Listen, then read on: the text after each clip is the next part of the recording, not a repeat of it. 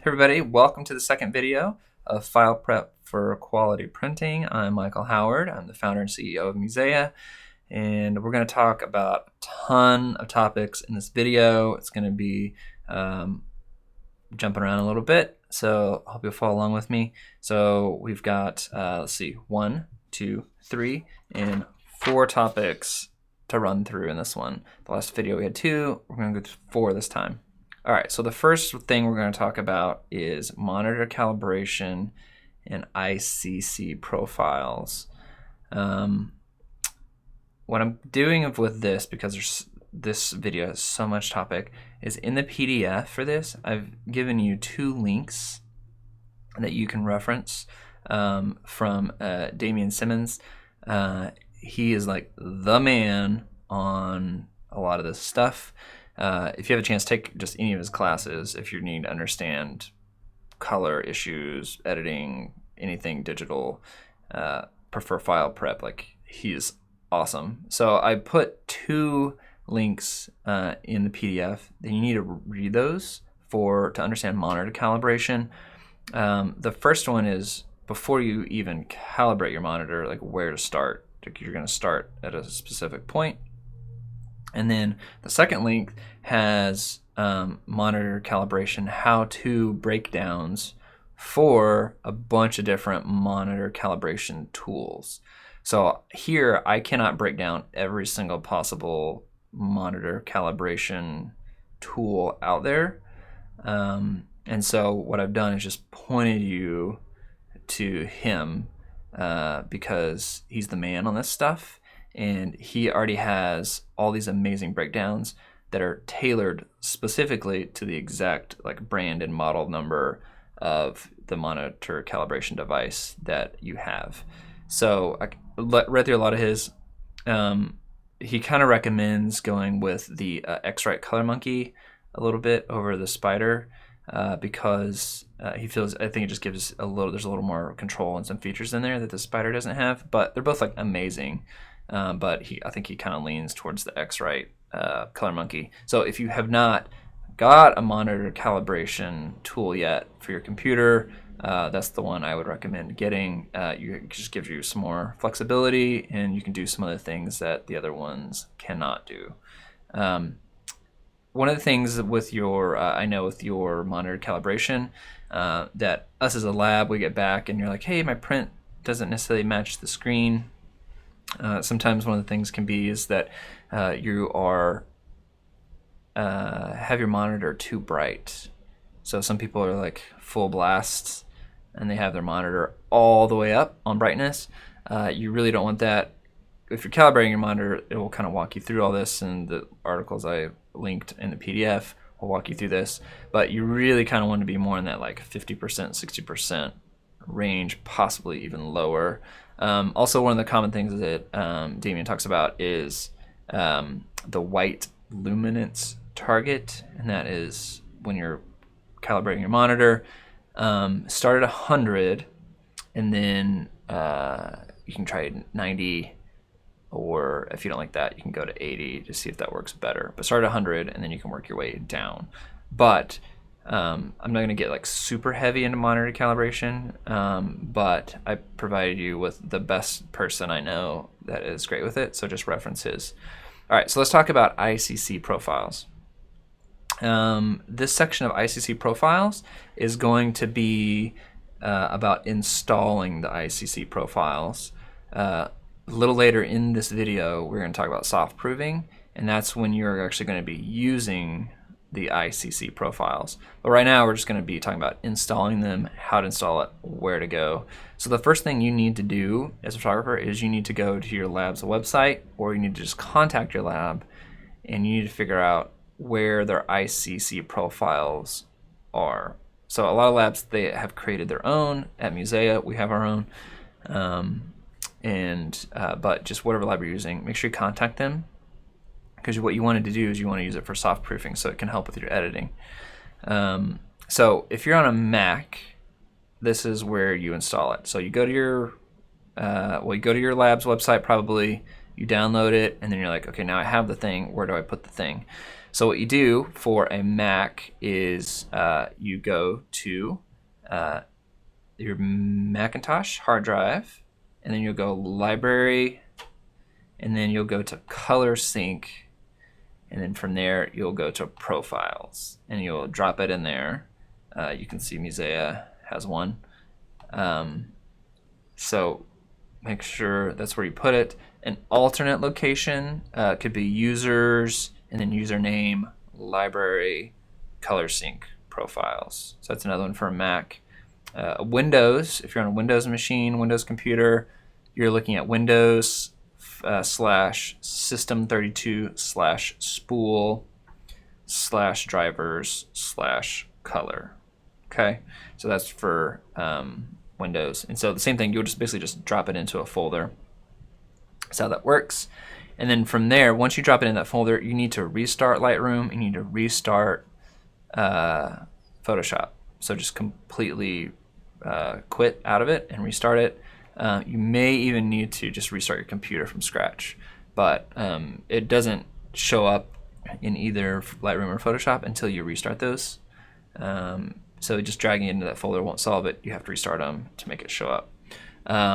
Again, I've provided a couple more links in the PDF on ICC Profiles, where to go and what they are and how it works and all that good stuff. So if you want to dig deeper into them, you can do that there. This next topic we're going to talk about is editing environment. So the light that is around you, and we're going to talk about like why editing on a laptop is bad, and how it can really hinder your color accuracy and your density, whether you're editing and the files are too dark or too light.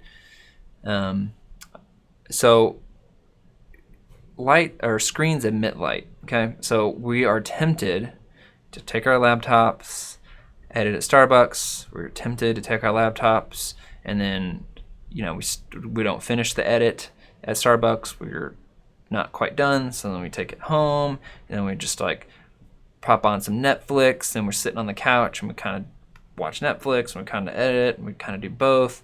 Or we sit at the dinner table and we're kind of there for a little bit because our kid needs some help with homework, so we kind of multitask that way. So the tempting thing with laptops essentially is to drag them around. If you're traveling on airport or whatever, if you're a really busy photographer that does a lot of destination stuff, you're tempted to edit on the go all the time. Problem with that is we are affected greatly by the light that is around our screen.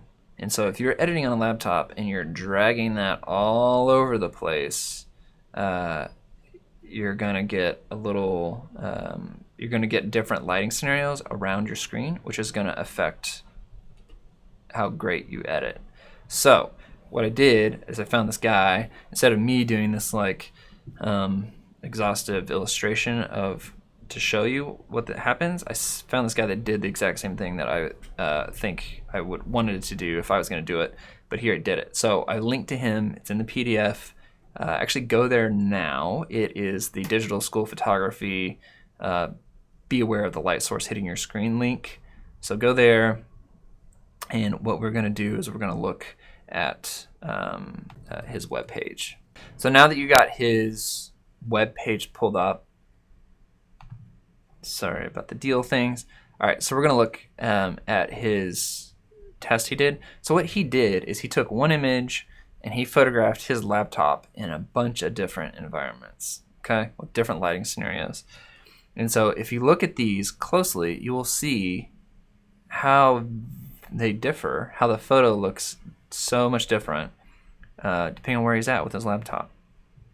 Some of them are more contrasty, some you're seeing like reflections in himself, some are like grayed out, some are like too cool or too red, all sorts of things, okay? So the light source that you have around you is actually a huge it's a huge determinant in if you edit correctly or not.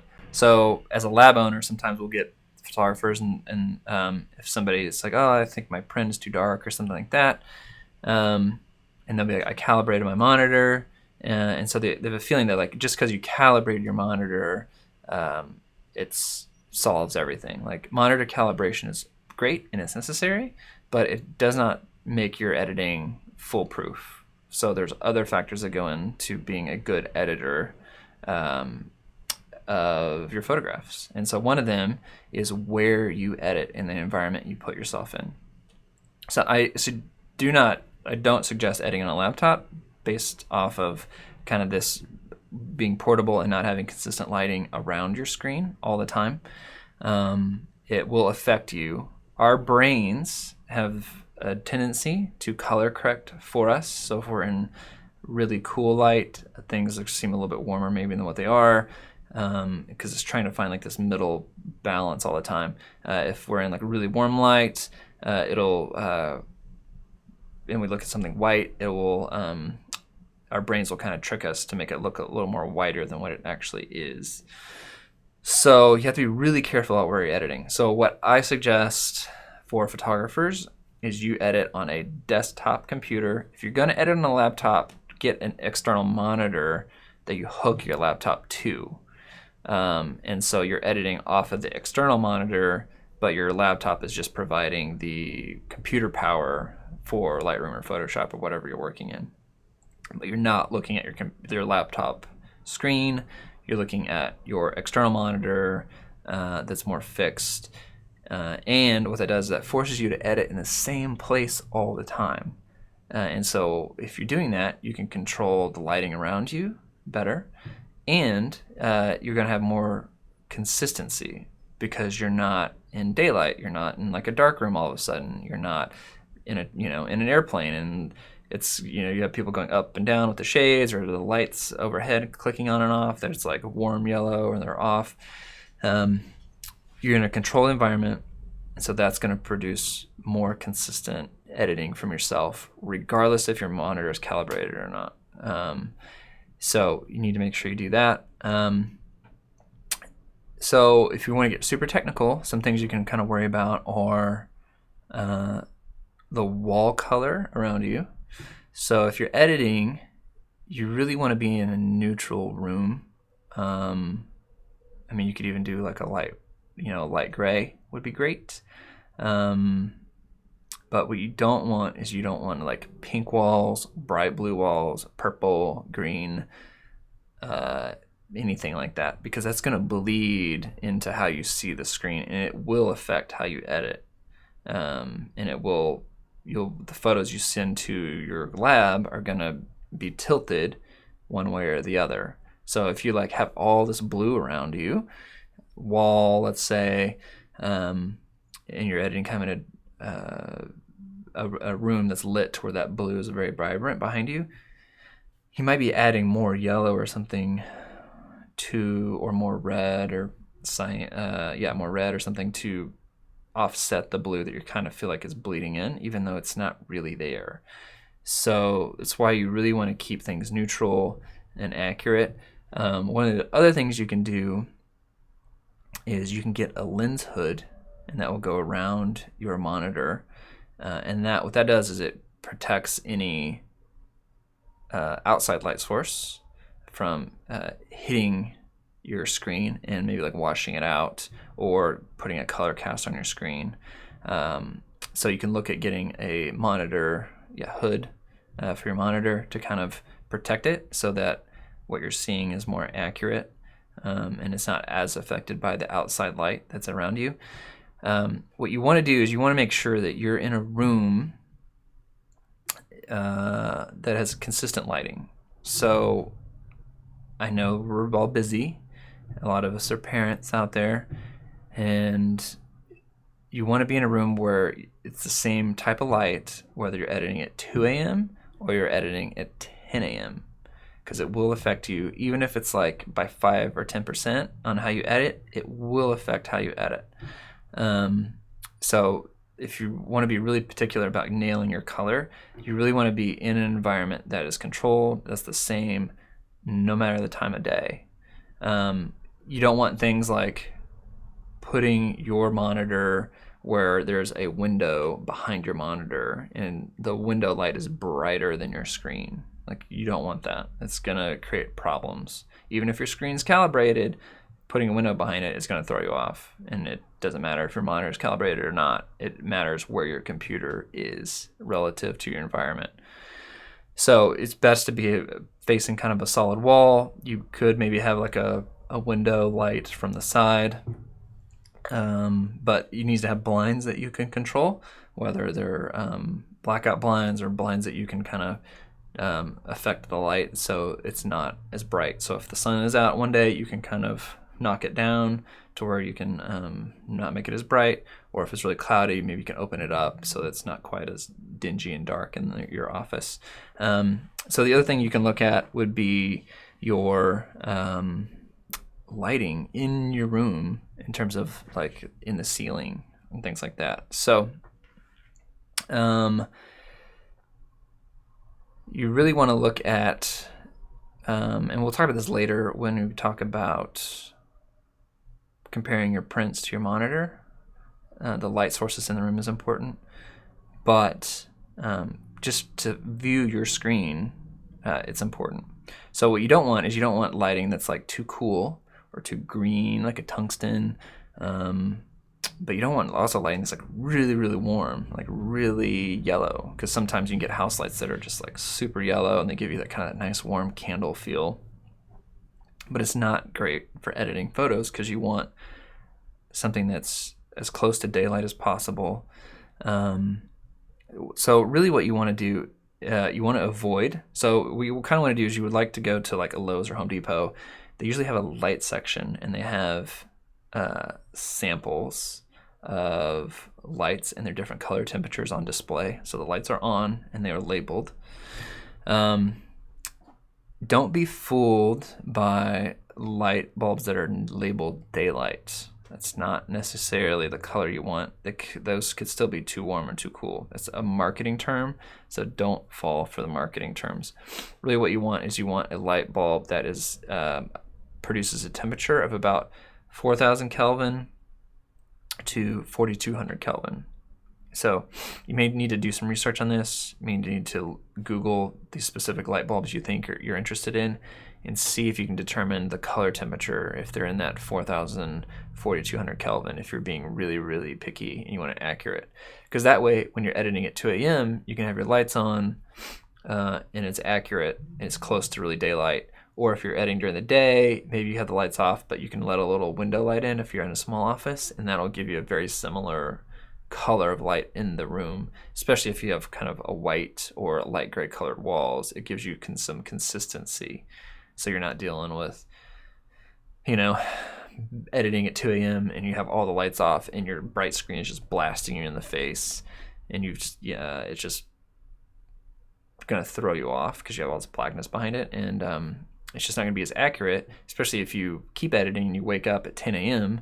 and then it's really sunny and then all your room's all of a sudden really bright. Your screen brightness will look different, even though it might be set the same, and it's going to affect how you edit your photos. So it's consistency, consistency, consistency. So calibrate your monitors, but also put yourself in an environment that's the same day, night, raining, sunny, whatever, and it needs to be, it could be slightly dim, it doesn't need to be super bright, but it also needs lighting that is closer to a daylight balanced light bulb. It's in that 4,000 to 4,200 Kelvin range, okay? I put some more links in the PDF on that to get some more information, and there's some great examples in there as well, okay? Awesome. All right, so next we're gonna talk about soft proofing in Lightroom in Photoshop, and we're going to start using some of those ICC profiles now that you're in a room that's consistent. You got your monitor calibrated, you got your ICC profile downloaded. Now you're ready to get into some editing goodness, and so we're going to talk about soft proofing next, okay? All right, so this section we're going to talk about soft proofing in Photoshop and Lightroom. Okay, so first thing we're going to do is we're going to start in Photoshop, and this is where we're going to use those ICC profiles that you downloaded from your lab earlier, and you put them in the correct folder, and you had restarted your Photoshop and Lightroom programs. Okay, so when you're gonna soft proof, you're gonna be doing that towards the end of your editing. So you got your photos queued up, and you've done some editing, you got the color how you wanted it, you made all those creative decisions with the presets or Photoshop actions or whatever you're doing, and you really want to just check to make sure you've got things edited correctly for your lab's printer, because you know what printer you're going to send it to, and so you want to make sure you're not doing anything funky, and you really kind of want to get a preview of what the print is going to look like when you get it back. Okay, so if you're in Photoshop, we'll start there. You will go to View and Proof Setup, and you'll go to Custom, and from there you will device to simulate. You will look for your ICC profile that you have downloaded from wherever else earlier. You're going to see it's going to be like a crazy long list. You're going to have a bunch that are already just built in. For this episode or this video, you can use the MUSEA one. Okay, and then some of the things after you select your ICC profile that you selected, some of the things that you want to check or not check is what we're going to talk about next. So you want to make sure here that your black point compensation is checked. You want this checked, and that helps you accurately scale the blacks level in your image to what the printer's black point is going to be. Okay. You want to make sure that you do not select anywhere where it says preserve color numbers. So this here, preserve RGB numbers, that needs to be unchecked. So do not check that at all. And then for the rendering intent, just set it to relative color metric. And then from here, you can just select OK, and you can do any additional editing that you need. And what you're doing is you're simulating what your printer should look like when you get the print back. Okay, so you can, if it changed a lot, you can be like, whoa, I need to go back in here and edit a little more to make sure that it's accurate. Okay, and then from there you'll save it. There's a PDF in the PDF. There's a link to a great soft proofing tutorial for Photoshop I've also applied, but really that's just simple nuts and bolts of it. Okay, it's not that bad. All right, next let's go to Lightroom, and we're going to see how you edit in there. All right, so when you're in Lightroom, you're in the develop module, if my Lightroom won't crash on me. And so where you want to be is here. Let's say you've done all your editing. You know, I've moved a couple of sliders here for this image and kind of got it where I think I want it. All you do to soft proof is you just hit the S key, and it will bring up this little menu up here in the upper right. Okay, and you'll see the other thing you know is behind here your background will turn white. And so that's how you also know that you're soft proofing. And the title of your histogram up here will change to soft proofing. Okay, so if I hit S, it changes the histogram and the background's gray. If I hit S again, it changes to soft proofing and the background's white. All right. Okay, so profile here again is where you want to make sure that you pick your profile. If you don't see it initially, hit this other, and you do a search in that folder where you had installed it previously. You can go back to the segment before and figure out where that is again. So just make sure, hopefully you wrote that down earlier. But anyway, you would find your ICC profile and you would write that down. So some of the selections that you want in here and when you're in Lightroom is you're wanting relative for the intent. You want relative, kind of like how we had it in Photoshop, relative. And then you want to click, you want to make sure the simulate paper and ink is checked when you're in Lightroom. Okay, and then you can adjust, you can see where things are out of gamut up here. You can click that to see where there's issues. So this image has some couple areas that we might be a little concerned about for printing. And so out of gamut, what that means is it's that specific tone or color is not available through your printer, your printer's ICC profile. And so the printer will just substitute the next closest thing. So it may not be, you know, down this bottom right, it might not be this exact orange I get, but it will be an orange as close as the printer can handle, but it will not be that exact orange. So some of the things you can do if you're concerned about that is you can adjust your edit, let's say, and, you know, like I can add a little more blue to this image, and it will lower it. But then what happens is you get a little more dots here. Okay, so this virtual proof thing, you'll want to create a proof copy, okay, when you're soft proofing, because you don't want to overwrite anything in the original. So for me, I created a proof copy, but you can basically you just need to play with your sliders until you get them where you want and you're not as afraid of like out of gamut things happening. So obviously you have to find the balance between like, oh, if I make a lot of blue, you know, then that red in the upper right goes, but then the image looks weird. So you'll have to find what's great for you, what you don't like. So you just have to play around with it. You know, it could be an exposure thing. It could be a contrast thing. You know, you might want to flatten the contrast out a little bit.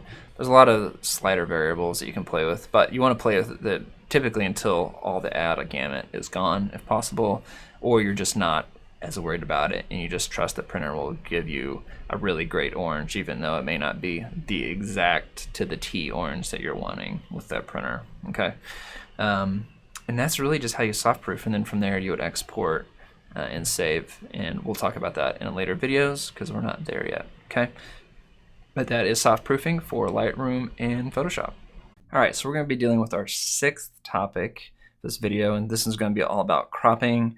We're going to start talking about cropping when you're cropping down from your original file size. So basically a smaller file than what your master file is. And then at the end of this, I'll go through and we'll talk about up-resing a file, and so how you make a file larger than what your master file is. So we're going to talk about Photoshop and Lightroom. First, we're going to go into Photoshop, and it's real easy. So all you do is you open a file. This is the file that we've been looking at throughout the video, and you'll go to your crop tool on the left. And what you want to do is in your toolbar menu here at the top, you want to make sure that you have this width, height, resolution option selected. If you click the down arrow, you'll see there's a bunch of different presets. You can even create your own new crop preset, but it's really easy if you just use this width, height, resolution. And we're going to say that we're going to crop this down to an 8x10. It's a square image, and this image is bigger than an 8x10. The longest size is bigger than 10 inches, so we're going to crop it down. So I don't have to worry about up-resing or anything. So you just hit the crop tool, and then I set 8 inches on the width, 10 inches on the height, and then 300 ppi, which was totally fine since we're not up-resing.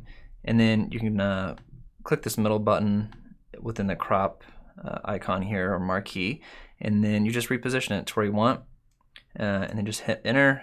And to crop it down, you can see how it shrunk. And then just to verify everything, if you want, you can go to your image menu and then go image size. And then here you can see what we talked about earlier with the dimensions being 2400 pixels by 3000 pixels, and then the height width 8x10, 300 dpi. So it's perfect, and this is ready to be sharpened and saved and then sent to the lab. Let's do another maybe unorthodox file so you can kind of also get another idea. So this is a panoramic shot I took. So let's look at the file size of this, or the image size, and this one is 52 inches by 20.5 inches at 72 ppi. If we change this to 300, you're looking at about a 5 by 12.5 file. So let's see. Let's crop this to let's see, let's go to like a 3 inches on the height or width. Oh no, yeah, 3 inches by 9. Okay, and then what happens if you want to flip it, like if you put the numbers in the wrong sequence between width and height, all you do is you just hit this middle button in the middle and it will rotate the numbers for you. We use that a lot of times in the lab, or if we have the crop for people, we'll just set something to 8 by 10, and then as they send in horizontal and verticals, you just hit that middle button and it just switches the numbers around, so it makes it really, really fast. So here would be a 9 by 3 crop, so you can see it's actually even narrower than the original file, but it's smaller, so I just set it how I want it, crop it, it shrinks down, and we're good to go. So that's all you have to do for Photoshop for cropping. Super easy, especially if you're downsizing. So let's see what you do in Lightroom, because it's a little bit different. And so if you spend a ton of time in Lightroom and you don't even open Photoshop, it's a little bit of a different procedure, and it requires you to maybe memorize some numbers that you don't have to do in Photoshop. Since Photoshop, you're just directly importing, or you're directly entering in your height and width exactly how you want it. So in Lightroom, we have this image that we were looking at earlier. All you do to crop is you'll bring up the R, so just hit the R keyboard or R key, or you can hit this little kind of dotted line square icon in the upper right. And then you're gonna look at the ratios, the aspect ratios. So this is where kind of some memorization will come in for you. So obviously, if you click that, and obviously some of the different ones we have listed, so like the 1 by 1 is going to be your most obvious one. So that's just obviously a square, and you just drag how you want to crop it. So any square image, doesn't matter if it's a 20 by 20, if it doesn't matter if it's a 3 by 3, it's going to be a 1-to-1 ratio. Some of the more tricky ones is when you get into some more custom sizes, it's a little more finicky to crop precisely. So sometimes that's why you're cropping it close within Lightroom, exporting it, and then bringing it in maybe to Photoshop to really fine tune your crop is a better way to go. But let's just go through these in order. So the next after 1 by 1 is you have a 4 by 5 / 8 by 10. So it's good to memorize what are some of the other print sizes that would fall within that same ratio. So you're looking at like 16 by 20. A 20 by 24 is really close to this ratio. 24 by 30 is another print size that would be close to this ratio. So you might just need to make like a note card of these that you can memorize. These are obviously in your PDF that comes with the class. So we're just going to select this crop at 4 by 5, 8 by 10. And then if you notice, so we're dealing with a horizontal image, but the default for this crop is vertical. So how are you going to do that? So one of the things you can do is you can kind of back out of it. You can control click your thumbnail at the bottom, and then you could rotate the file, and then you could go back, hit R again, go back to 4 by 5, 8 by 10, and crop it where you want it. Hit enter, and then you could rotate it back. So it's not quite as intuitive as if you're dealing with Photoshop, where you can just flip the crop itself. But that's one way to rotate your crop. Let's go back to the original, and let's play with some other crop options. So we have 8.5 by 11. That's one of those you really aren't going to use. I mean, that's the legal size of a legal paper. You're not really going to use that. So 5 by 7 obviously is the one you would use a lot. And really that's just great for 5 by 7s. I mean, that equals like a 10 by 14 print, which here at the lab we don't get very often, if ever. So it's a bit of an odd size. So usually you only use that for 5 by 7, so that's an easy one to memorize. You can see it only takes a ½ inch, or no, ¼ inch off of each side, because a full frame digital DSLR is 5 by 7.5. So when you're cropping it down to 5 by 7, you're just losing that ½ inch. So when you're splitting it evenly, it's just a ¼ inch on either side. Some of the other options you have, so 2 by 3, 4 by 6. This will be your full frame option. So some of the other sizes besides 2x3 and 4x6 that work with this is 8x12, 12x18, 16x24, 20x30, 24x36. So all these are sizes you can just memorize, write them down your note card. And if you would mostly use those four. So 1x1, 4x5, 8x10, 5x7, or the 2x3, 4x6. Anything outside of that more than likely is going to be a custom thing, which you can do here if you want, or you can just bring it into Photoshop where you have a little more control with cropping and up-resing and things like that. So I would suggest staying with one of these, one of the four, to get as close as you can, and then you can just open it in Photoshop and then fine-tune that crop to get it exactly how you want it. So let's say for this example, let's say we wanted to do a 1x1 because we want to do a square image for print. Let's say I really want to print this like 10 inches by 10 inches, for example. So we'll do 1x1. We're going to move it over how I want it, kind of center this, hit enter, and then you'll just go to File, Export, and we're going to specifically go down to this image sizing box here right in the middle. So there's two ways that you can do this in regards to cropping. Okay, so the first way is to have this resize to fit box unchecked, so just leave it unchecked, and then you will just export at 300 pixels per inch. Okay, so what that will do is that's going to export a full res version of this file at those aspect ratio crop dimensions. Okay, so it's going to be larger than a 10x10 because the digital camera I took with this has a sensor that produces images larger than 10 inches on the long side. So that's one way to get a full size image out at the correct aspect ratio that you want. So, and then you just hit export, and then you're good to go with how that's cropped. The other way to do it, if you want to get it exact, would be you would check the resize to fit option, and then what you would do here is you would pick one side. It's easy for us because all the sides on it that I picked were even. And so normally what you do is you have the long edge selected, and then I would put the length of whatever the longest image is. So if I'm doing an 8x10, I would have long edge, and it would be 10 inches. If I was doing a 8x10, I want to do the short edge, I would do short edge on the drop down menu there, and I would just select 8. And I'd still keep it at 300 pixels per inch. And what that's going to do is that's going to give me the perfect size because it's the aspect ratio I want, and then I'm setting the length I want on one of the sides. So we're just going to export this at long edge at 10x10 at 300. Oh, and I already did it, but that's just an example I was playing with earlier. But and that's all you do. So for cropping, it's really, really easy.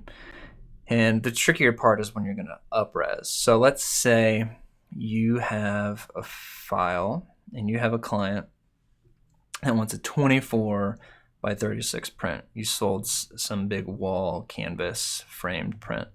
But like we talked earlier in the very first video, your camera may only have a max resolution of say like 15x22 inch print. Okay, and you're wanting to print 24x36. So now what do we do? Because it's bigger than what your camera produces. So we're going to work exclusively in Photoshop for this. And then I'll point to some other resources that you can use for that. So we're going to get out of Lightroom, and then we're going to go back to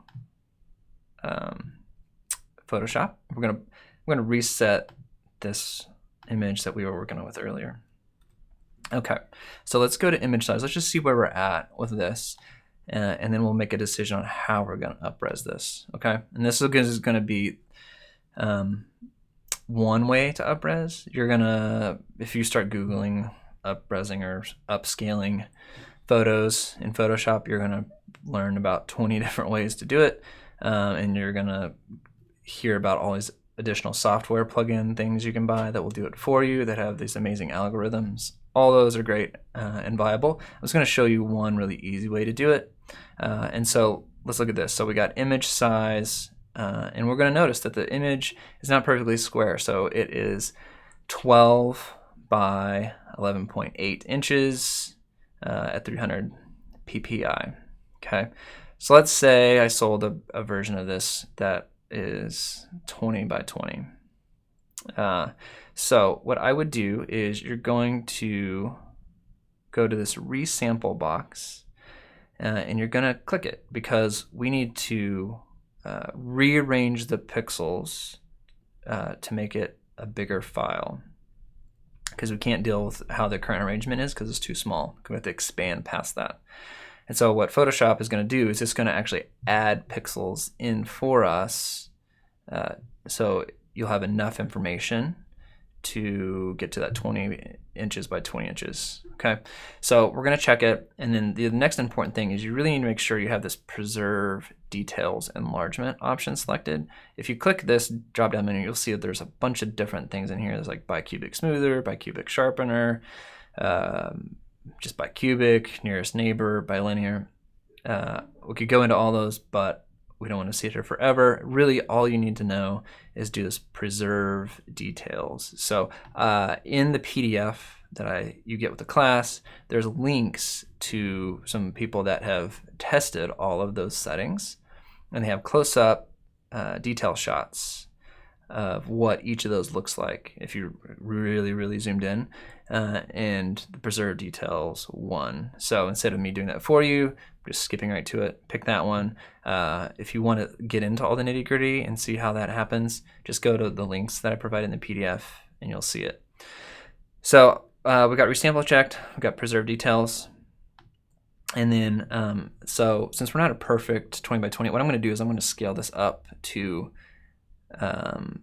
20 inches on the side that's a little smaller. So then we would have a 20 by 20.3.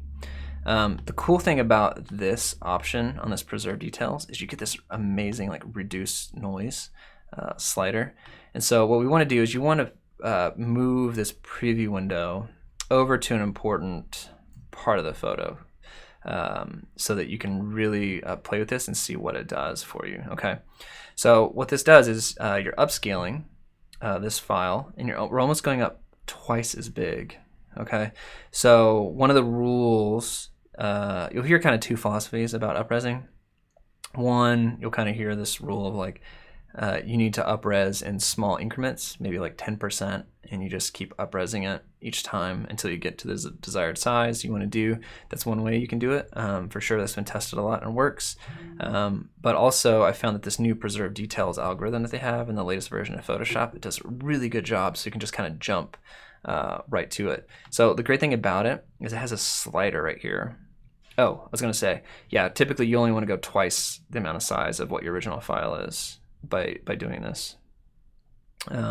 So whatever, so since mine was 11 inches on the shorter side, twice that would be 22.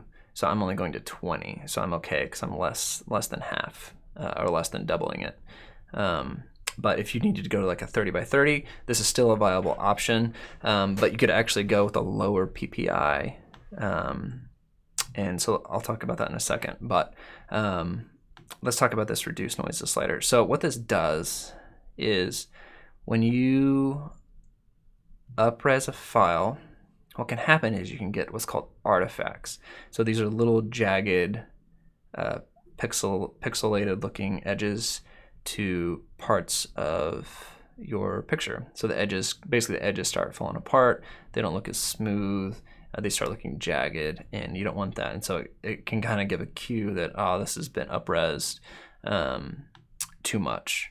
So what this does, if you look closely in this box here, is it will reduce the noise. I'm going to zoom in. Let's see.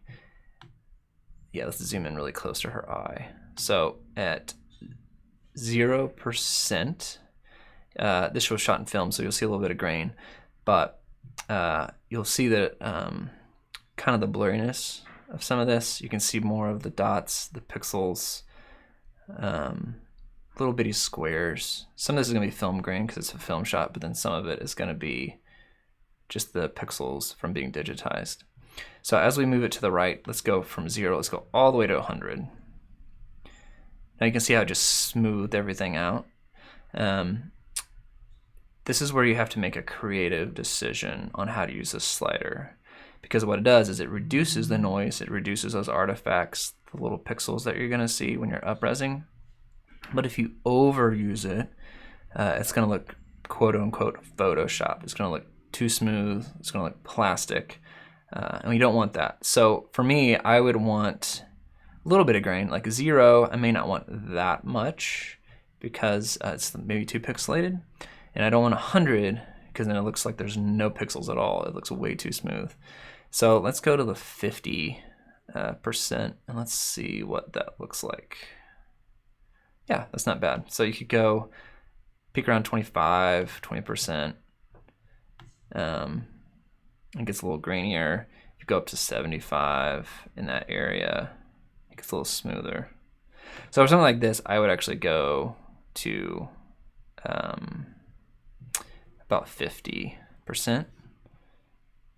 Hit enter, and it's gonna scale it up. So you're gonna notice it's gonna blow up once my slow laptop processes it. And the image size is gonna get a lot bigger as well. Boom. So you can see that we went up, but it holds together fairly well just by using that preserve details option in Photoshop.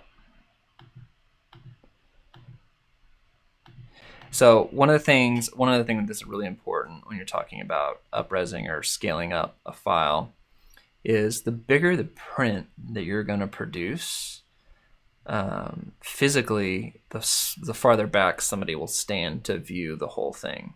Okay, so if you're going to print a 30 by 40 image, people are not going to stand as close to that image or that print as they would an 8 by 10 print. Or even a 16 by 20 print, they're not going to stand quite as close to see the detail, so they're going to back up. It's kind of like billboards, like from a distance. When you're in your car, you see a billboard, you're thinking like, man, that thing looks really good. But if you got up close to that, you would see it's like crazy pixelated. You would see dots all over the place. So our brain smooths it out when you get farther away. So that's what I was saying, when you're cropping and you're going really, really big, you don't have to do it at 300 ppi. So you could do something at 240 ppi. You could do something even around like the 175 ppi range if it's big enough, and it still is going to look fine because the normal viewing distance is going to be farther away. You might be 10 feet away from the print, and you have to back up in the room, and it looks great because you're not up close. Now if the viewer went up close to look at it, they might start seeing a little bit of artifacts in the print. But nobody's really going to be doing that to take in the entire image, because you're restricting your view by doing that. So you're going to back up and it's still going to look great. But there are some great up-resing software solutions that are out there. I've put those in the PDF that comes with this class. If you want to invest in one of those, you can. They do an amazing job. Their algorithms are built specifically for up-resing. But if you just have Photoshop, you can do a great job with that, of just using that preserve details function in the image size. So hopefully that was helpful, and we are going to move on to the next video, and that will be dealing with sharpening. And let's see, you're looking at sharpening, and saving and exporting. So the final video, the fourth video, is going to be just about comparing your print to your screen. Okay, so one last thing about cropping: make sure you crop before you sharpen. So these are all in order. The videos are done for a specific reason. So crop first, and then we're going to sharpen for print after that, and then we will save and export. All right, see you in the next video.